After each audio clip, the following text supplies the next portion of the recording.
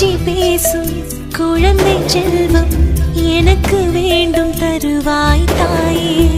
அம்மா என்றே அழைத்து பேச பிள்ளை ஒன்றை தருவாய் தாயே.